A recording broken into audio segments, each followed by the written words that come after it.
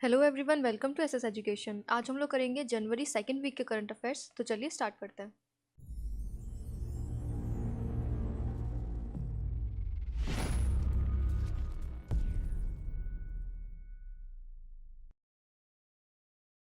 Video को start करने से पहले सबसे पहले मैं आपको अपडेटेड जीडीपी फोरकास्ट बता देती हूँ। इससे पहले मैं एक वीडियो ऑलरेडी बना चुकी हूँ जीडीपी फोरकास्ट पे। वो वैसे बिल्कुल अपडेटेड है, लेकिन उसमें कुछ चेंजेस हैं जो मैंने यहाँ पर आपको बता दिए। ठीक है, तो आप उसको कर लो और ये वाले चेंजेस नोट कर लो, तो आपके जीडीपी फोरकास्ट बिल्कुल अपडेटेड हो जाएगा, सारे लेटेस्ट। ठीक है, तो सबसे पहले बात करेंगे सेंट्रल स्टैटिस्टिक्स ऑफिस की। तो सीएसओ ने बताया है कि 2018-19 के लिए इंडिया की जो जीडीपी होगी वो होगी 7.2%। ये इंपॉर्टेंट है, बहुत ध्यान रखना। और उसके बाद सीएसओ ने ये भी बताया है कि growth rate in per capita income जो है वो इंडिया का रहेगा 6.1%। और कंज्यूमर प्राइस इंडेक्स यानी कि सीपीआई, जो कि अप्रैल से नवंबर 2018-19 के लिए है, तो वो थी 3.9%। तो ये चीज़ें भी आप ध्यान रखना।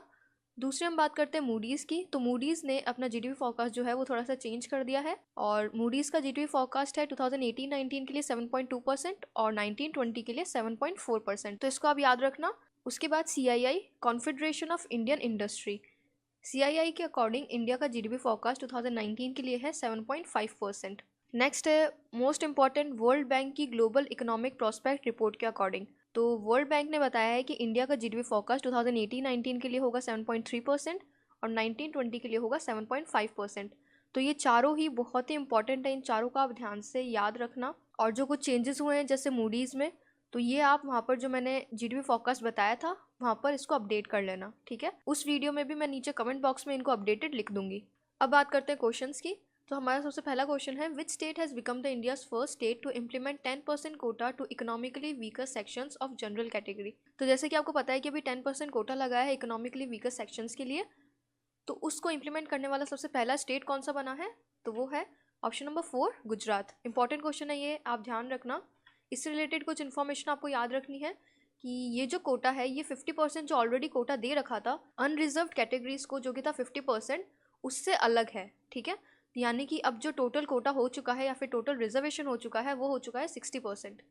उसके बाद ये उन्हीं को मिलेगा जिनकी फैमिली इनकम जो होगी वो less than 8 lakh per annum होगी, और उनके जो घर का एरिया है वो 1000 स्क्वायर फीट से कम होगा, और जो रेसिडेंशियल प्लॉट है उसका इंक्रीज नहीं होना चाहिए 100 यार्ड से। ठीक है, अगर वो नोटिफाइड हो किसी म्यूनिसिपैलिटी में, और नॉन नोटिफाइड म्यूनिसिपैलिटी एरिया के लिए रेसिडेंशियल प्लॉट जो है वो होना चाहिए 200 यार्ड से कम। नेक्स्ट है, ISRO has announced that union government has allocated how many rupees for the development of 40 satellite launch vehicles in the next 4 years. तो इसरो ने ये अनाउंस किया है कि यूनियन गवर्नमेंट ने कितने रुपीज़ एलोकेट किए हैं for the development of 40 satellites. ठीक है, 40 सैटेलाइट जो है वो इसरो लॉन्च करेगी अगले 4 साल में। तो उसके लिए यूनियन गवर्नमेंट ने कितने रुपीज़ एलोकेट किए हैं, तो इसका आंसर है ऑप्शन नंबर 1, 10,900 करोड़। अब देखो, इसमें आपको कंफ्यूज नहीं होना। अभी यूनियन गवर्नमेंट ने जो गगनयान मिशन है इसरो का, उसके लिए दिए हैं 10,000 करोड़ रुपीज़। ठीक है, और ये जो नेक्स्ट 40 सैटेलाइट लॉन्च है 4 ईयर्स के लिए, इसके लिए दिए हैं 10,900 करोड़ रुपीज़। ये दोनों चीज़ें आप ध्यान रखना। उसके बाद इसरो जो है इसके चेयरमैन है के सिवन, ये स्टैटिक पार्ट है, आपको ध्यान रखना है। नेक्स्ट है, name the country that pass the law to make Islam compatible with socialism and sinicize it within next 5 years. तो इनमें से कौन सी कंट्री ने एक लॉ पास किया है ताकि जो इस्लाम है उसको सोशलिज्म के साथ कंपेटेबल बना सके और उसको सिनिसाइज किया जा सके। तो इसका आंसर है ऑप्शन नंबर 2, चाइना। अब यहाँ पर वर्ड यूज़ हुआ है सिनिसाइज, तो सिनिसाइज का मतलब आपको पता होना चाहिए। सिनिसाइज का मतलब ये है कि इस्लाम का जो भी कल्चर है, यानी कि वहाँ का रिलीजन, वहाँ की लाइफस्टाइल, वहाँ की पॉलिटिक्स, लॉ, लैंग्वेज या फिर वहाँ की एजुकेशन, वो सब अब चाइनीज़ कल्चर के इन्फ्लुएंस में आ जाएगा। ठीक है, तो इसको बोलते हैं सिनिसाइज करना। तो ये कौन सी कंट्री करना चाहती है, चाइना। नेक्स्ट है, airport authority of India band single use plastic items eight how many airports in the first phase of the implementation. तो एयरपोर्ट अथॉरिटी ऑफ इंडिया ने सिंगल यूज प्लास्टिक आइटम्स जो है उन पे बैन लगा दिया है। तो फर्स्ट फेज में कितने एयरपोर्ट्स पे बैन लगाया है, तो इसका आंसर है ऑप्शन नंबर 4, 16। नेक्स्ट है, who won the best motion picture drama award under films category at the 76th golden globe awards in California USA. तो जो 76th गोल्डन ग्लोब अवार्ड्स हुए हैं जो कि कहाँ हुए हैं, कैलिफोर्निया यूएसए में, उसमें best motion picture in drama में अवार्ड किसने जीता है फिल्म्स कैटेगरी के अंदर, तो इसका आंसर है ऑप्शन नंबर 3, बोहेमियन रैप्सोडी। ठीक है, अब इससे रिलेटेड कुछ आपको ध्यान रखना है अवार्ड्स। बेस्ट फिल्म ड्रामा मैंने आपको बता ही दिया, बोहेमियन रॉप्सडी। और ड्रामा कैटेगरी के अंदर ही बेस्ट एक्टर का अवार्ड मिला है रामी मालिक को बोहेमियन रॉप्सडी के लिए ही, और बेस्ट एक्ट्रेस का अवार्ड मिला है ग्लेन क्लोज को द वाइफ के लिए। उसके बाद दूसरी कैटेगरी है म्यूजिकल और कॉमेडी की, इसमें बेस्ट फिल्म का अवार्ड मिला है ग्रीन बुक को। और ड्रामा सीरीज यानी कि अब टीवी सीरीज की बात हो रही है, तो उसमें बेस्ट ड्रामा सीरीज का अवार्ड मिला है द अमेरिकन्स को, और इसमें म्यूजिकल और कॉमेडी सीरीज का अवार्ड मिला है द कॉम्युनिस्ट मेथड को। इसके बाद मिनी सीरीज या फिर टेलीविजन मूवी जो होती है उसके लिए अवार्ड मिला है the assassination of Gianni Versace. और सबसे ज़्यादा जो अवार्ड्स जीते हैं वो जीते हैं ग्रीन बुक ने। और कितने अवार्ड्स जीते हैं? 3। तो ये कुछ हाइलाइट्स हैं उसकी, आप ध्यान रखना। इसके अलावा और भी अवार्ड्स हैं लेकिन इतने सारे याद रखने की ज़रूरत नहीं है, सिर्फ इनको ध्यान रखना। Name the mobile application launched by North Central Railway to help navigate the attendees of Kumbh Mela to be held in Prayagraj city. तो देखो कुंभ मेला जो है वो भी कहाँ होगा? प्रयागराज सिटी में, ये आपको ध्यान रखना है। दूसरी चीज़ कि इसमें नॉर्थ सेंट्रल रेलवे ने एक मोबाइल एप्लीकेशन लॉन्च करी है, उस एप्लीकेशन का नाम क्या है? तो उसका नाम है ऑप्शन नंबर 1 रेल कुंभ सेवा मोबाइल ऐप। तो आपको ये भी ध्यान रखना है कि नॉर्थ सेंट्रल रेलवे ने लॉन्च करी है। नेक्स्ट है who won the main singles title of the 11th Brisbane international 2019 tennis tournament held in Brisbane Australia. तो ब्रिस्बेन टूर्नामेंट जो हुआ है 2019 का, उसमें मेन सिंगल्स का टाइटल किसने जीता है? तो उसका आंसर है ऑप्शन नंबर 2 के निशिकोरी। के निशिकोरी जो है ये जापान से बिलोंग करते हैं। नेक्स्ट है विच cricketer became the most capped player in the history of Ranji trophy. तो इसका आंसर है ऑप्शन नंबर 3 वसीम जाफर। और वसीम जाफर जो है वो विदर्भा जो टीम है उससे खेलते हैं। दूसरी चीज आपको एक और ध्यान रखनी है कि record of highest wicket taker जो है रणजी ट्रॉफी सीजन के अंदर वो मिला है आशुतोष अमान को। तो ये दोनों आपको ध्यान रखने हैं। नेक्स्ट है name the author of the book a crusade against corruption launched by the vice chairman of Rajya Sabha Harivansh Narayan Singh. तो वाइस चेयरमैन जो है राज्यसभा के, ये भी अभी नए इलेक्ट हुए थे, तो आपको इनका नाम ध्यान रखना है। इनका नाम है हरिवंश नारायण सिंह, ठीक है। इन्होंने एक बुक को लॉन्च किया है अ क्रूसेड अगेंस्ट करप्शन। तो इस बुक के ऑथर कौन है? तो इसका आंसर है ऑप्शन नंबर 1 मनोहर मनोज। तो इंपॉर्टेंट क्वेश्चन है ये भी ध्यान रखना। एक और बुक आपको ध्यान रखनी है, मलाला यूसुफजई ने लिखी है, वो है we are displaced my journey and stories from refugee girls around the world. तो ये भी काफ़ी इंपॉर्टेंट है क्योंकि एक नोबेल पीस प्राइज विनर ने ये बुक लिखी है। और एक और चीज़ आपको मलाला यूसुफजई के बारे में ध्यान रखनी है कि इनको भी 2018 का ग्लिट्समैन अवार्ड जो है वो मिला था। नेक्स्ट है where is the world's largest cricket stadium which will have a seating capacity of over 1 lakh being constructed. तो वर्ल्ड का लार्जेस्ट क्रिकेट स्टेडियम जिसमें सिटिंग कैपेसिटी 1 लाख से भी ज़्यादा होगी वो कहाँ बन रहा है? तो इसका आंसर है ऑप्शन नंबर 2 मोटेरा अहमदाबाद। और इस स्टेडियम का नाम भी मोटेरा स्टेडियम ही है, ठीक है। नेक्स्ट है where will the 13th edition of the annual global health care summit be held in 2019। तो annual global health care summit जो है वो 2019 की कहाँ पर होगी? तो इसका आंसर है ऑप्शन नंबर 3 हैदराबाद। नेक्स्ट है where is the second edition of Khelo India youth games being held. तो खेलो इंडिया यूथ गेम्स जो है उसका सेकंड एडिशन जो है वो कहाँ पर हो रहा है? तो इसका आंसर है option number 4 Pune Maharashtra. Next है where was the 4th edition of Raisina dialogue held. तो रायसेना डायलॉग का 4th एडिशन जो है वो कहाँ पर हुआ था? तो इसका आंसर है ऑप्शन नंबर 1 न्यू दिल्ली। इसकी थीम भी आपको ध्यान रखनी है। इसकी थीम है a world reorder new geometries fluid partnerships uncertain outcomes. इसके साथ आपको कुछ समिट्स भी ध्यान रखनी है। तो ये सारी समिट्स बहुत ही इंपॉर्टेंट है, तो आपको सब याद रखनी है। फर्स्ट है national consultation of child protection 2019, ये हुई है न्यू दिल्ली में। सेकेंड है council for trade development and promotion meeting, ये भी न्यू दिल्ली में हुई है। उसके बाद है ग्लोबल स्किल्स समिट 2019 जो कि हुई है रांची झारखंड में। इसकी थीम भी आपको ध्यान रखनी है। इसकी थीम है skilling youth enabling youth. Next है नेशनल सिंपोजियम। सिंपोजियम का मतलब सर्वभाषा कवि सम्मेलन, ठीक है। तो पोइट्स की जो कॉन्फ्रेंस हुई है वो हुई है चेन्नई तमिलनाडु में। नेक्स्ट है first ever global aviation summit 2019, ये हुईगी मुंबई में। इसकी थीम है फ्लाइंग फॉर ऑल। नेक्स्ट है CII की पार्टनरशिप समिट 2019, ये भी हुई है मुंबई में। और नेक्स्ट है women of India organic festival, ये भी बहुत इंपॉर्टेंट है, ये हुआ है चंडीगढ़ में, ठीक है। तो ये सारी बहुत इंपॉर्टेंट समिट्स हैं, इन सबको ध्यान रखना। नेक्स्ट है India's longest 300 metre single lane steel cable suspension bridge over Siang river was inaugurated in which state. तो इंडिया का लॉन्गेस्ट जो ब्रिज है जो कि कहाँ बन रहा है? सियांग रिवर पर। ये कौन सी स्टेट में है? तो इसका आंसर है ऑप्शन नंबर 2 अरुणाचल प्रदेश। तो आपको ये भी ध्यान रखना है कि जो सियांग रिवर है ये अरुणाचल प्रदेश में है। नेक्स्ट है what is India's rank in the Henley passport index of most powerful passports released on 10 जनवरी 2019। तो इंडिया की रैंक क्या है हेनली पासपोर्ट इंडेक्स में, जो कि रिलीज हुई है अभी 10 जनवरी 2019 को। ठीक है, तो इसका आंसर है ऑप्शन नंबर 3 79। देखो अभी कुछ टाइम पहले हेनली पासपोर्ट इंडेक्स आई थी, उसमें इंडिया की रैंक थी 81, लेकिन अभी वापस से हेनली पासपोर्ट इंडेक्स रिलीज हुई है और इसमें इंडिया की रैंक है 79। तो इंडिया ने 2 प्लेसेस का जंप लिया है इसमें, और इसमें इस बार भी टॉप किया है जापान ने। ठीक है, पहले भी जापान ने ही टॉप किया था और अभी भी जापान ने ही टॉप किया है, यानी कि सबसे पावरफुल पासपोर्ट जो है वो जापान का है। अब इसके बाद आपको कुछ अपॉइंटमेंट्स ध्यान रखने हैं, वो आप ध्यान रखना। सबसे पहले है डायरेक्टर जनरल ऑफ सशस्त्र सीमा बल, तो ये अपॉइंट हुए हैं कुमार राजेश चंद्र। उसके बाद फेसबुक इंडिया के नए वाइस प्रेसिडेंट और एमडी वो हुए हैं Ajit Mohan. Director of central bureau of investigation CBI के डायरेक्टर अपॉइंट हुए हैं एम नागेश्वर राव। उसके बाद secretary general of national human rights commission, तो नेशनल ह्यूमन राइट्स कमीशन के सेक्रेटरी जनरल अपॉइंट हुए हैं जयदीप गोविंद। वेनेजुएला के प्रेसिडेंट बने हैं नए निकोलस मादुरो, पहले भी वेनेजुएला के प्रेसिडेंट यही थे और ये री इलेक्ट हुए हैं। उसके बाद प्राइम मिनिस्टर बने हैं ताइवान के सू सेंग चैंग। इससे पहले मैं आपको बता दूं कि वेनेजुएला जो है इसकी कैपिटल है कैराकस। ठीक है, और ताइवान जो है इसकी कैपिटल है ताइपी।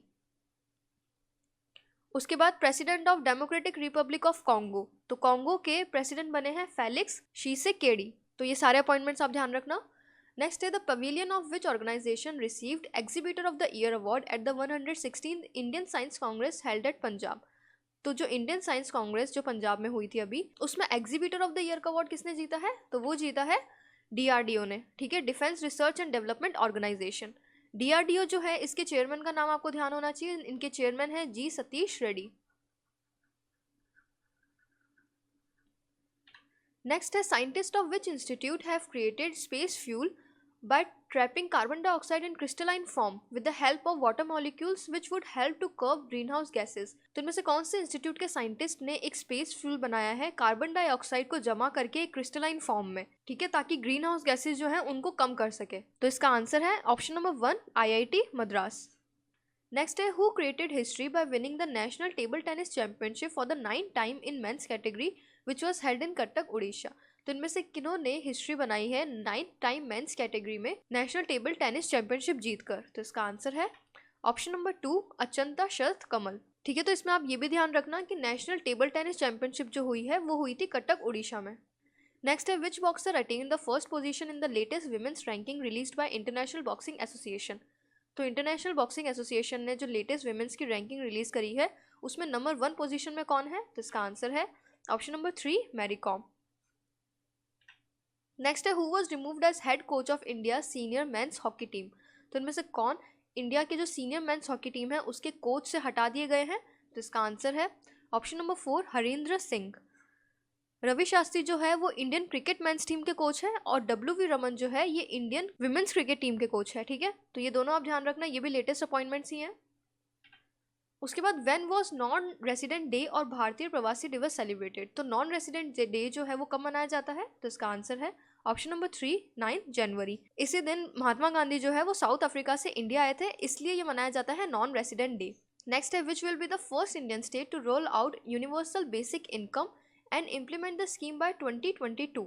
तो इनमें से कौन सी पहली स्टेट है जो यूनिवर्सल बैंकिंग इनकम जो है उसको इम्प्लीमेंट करेगी 2022 तक, तो इसका आंसर है ऑप्शन नंबर 2 सिक्किम। बहुत ही इंपॉर्टेंट क्वेश्चन है ये, आप ध्यान रखना।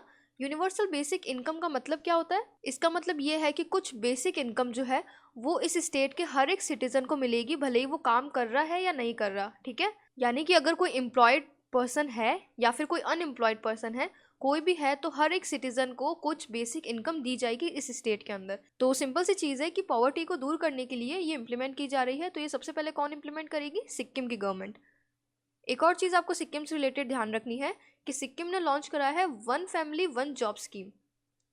ठीक है, तो ये दोनों चीज़ें आप ध्यान रखना, दोनों जॉब से रिलेटेड है, इनकम से रिलेटेड है, तो आपको साथ में याद हो जाएगी। सिक्किम जो है इसके प्राइम मिनिस्टर है पवन कुमार चैमलिंग और इसके गवर्नर अभी नए अपॉइंट हुए हैं, वो है गंगा प्रसाद।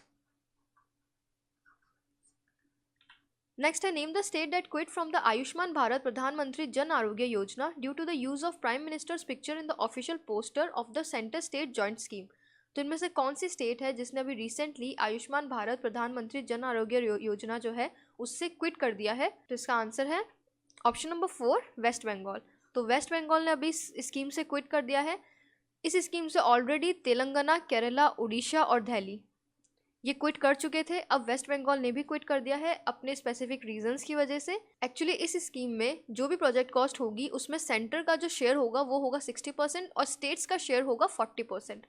ठीक है, तो स्टेट्स चाहती है कि इस स्कीम में कुछ ना कुछ उनकी भी डिसीजन पावर हो, इसलिए काफ़ी स्टेट्स जो है वो इस स्कीम से क्विट कर देती है क्योंकि उनको लगता है कि उनके डिसीजंस जो है वो नहीं माने जा रहे। ठीक है, तो अभी रिसेंटली क्विट किया है वेस्ट बंगाल ने।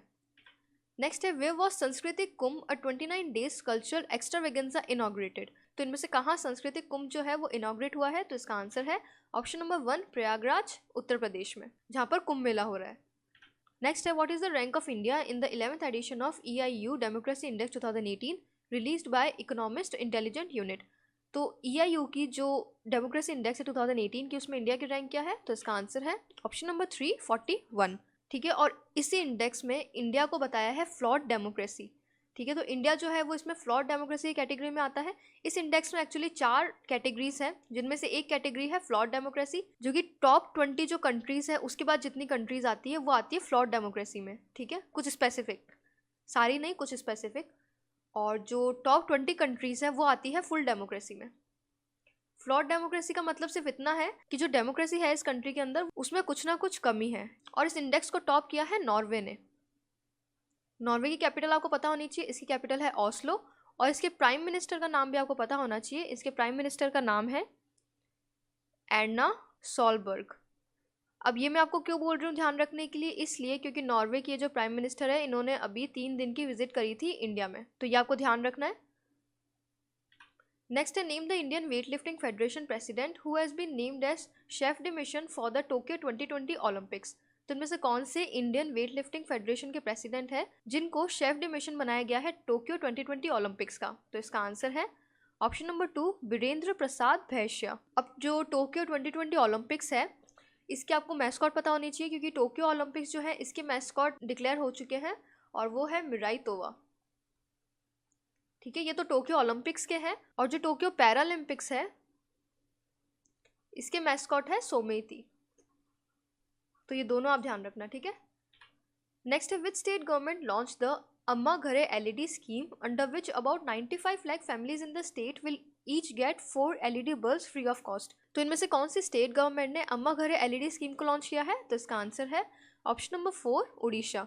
अब देखो, उड़ीसा जो है इसने काफ़ी सारी स्कीम्स को लॉन्च कर दिया अभी कुछ टाइम में, जिनमें से एक तो है सौर जल निधि स्कीम, एक है पीथा स्कीम,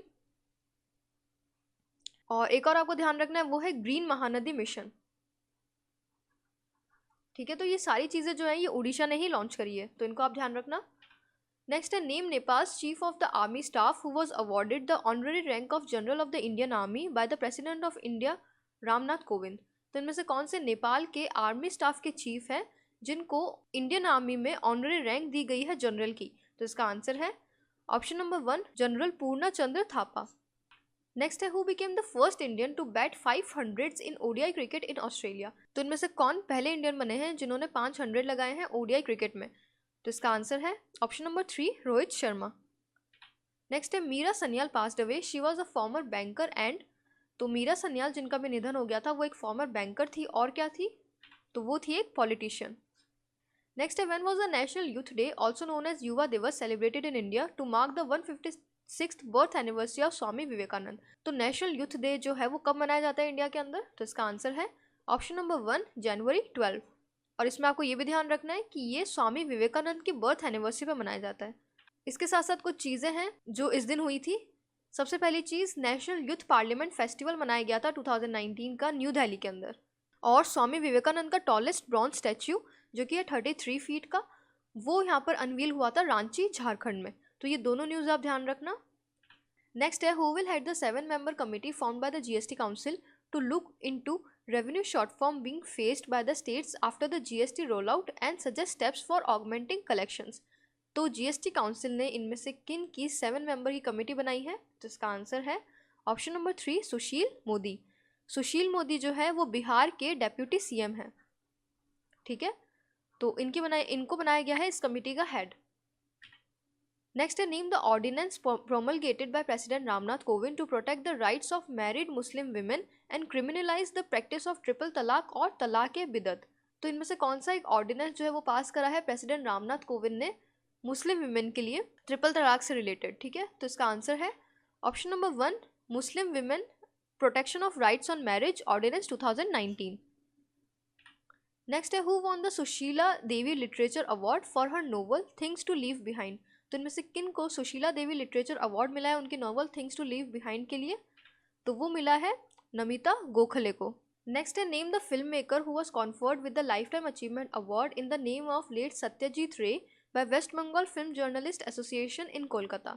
तो इनमें से कौन सा फिल्म मेकर है जिनको लाइफ टाइम अचीवमेंट अवार्ड मिला है in the name of late Satyajit Ray? तो इसका आंसर है ऑप्शन नंबर 2 बुद्धदेव दासगुप्ता।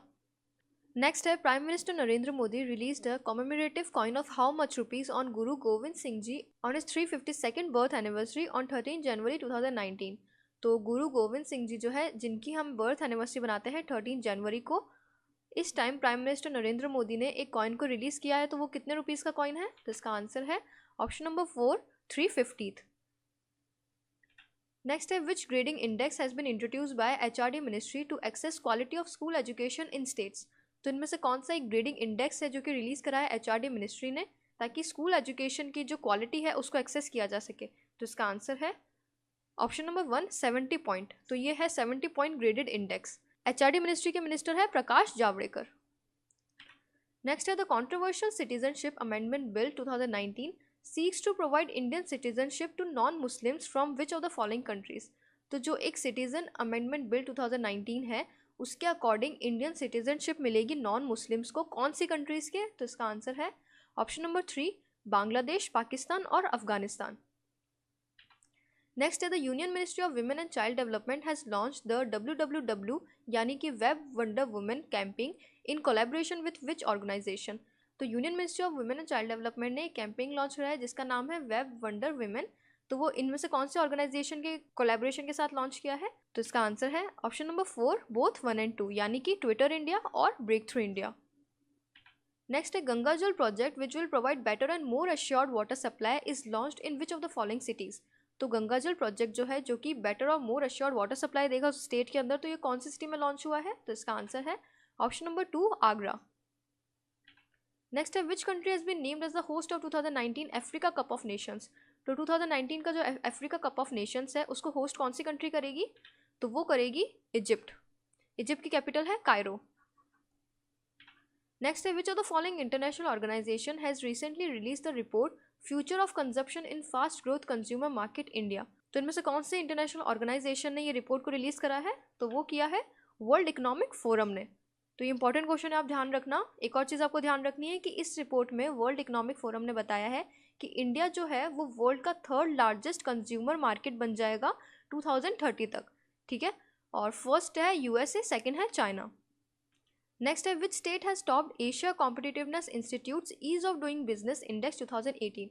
तो इनमें से कौन सी स्टेट ने एशिया कॉम्पिटिटिवनेस इंस्टीट्यूट की ease of doing business index को टॉप किया है? तो इसका आंसर है एज यूजुअल आंध्र प्रदेश। तो ईज ऑफ डूइंग बिजनेस का मैं आपको बता ही चुकी हूँ, चाहे वो किसी भी इंडेक्स से आपसे पूछे आपको जो आंसर लगाना है वो है आंध्र प्रदेश। तो ये थे आज के कुछ क्वेश्चंस। आई होप आपको आज का लेक्चर पसंद आया होगा। अगर अच्छा लगा हो तो please hit the like button and also subscribe to my channel. आज के लिए इतना ही। Thank you so much for watching.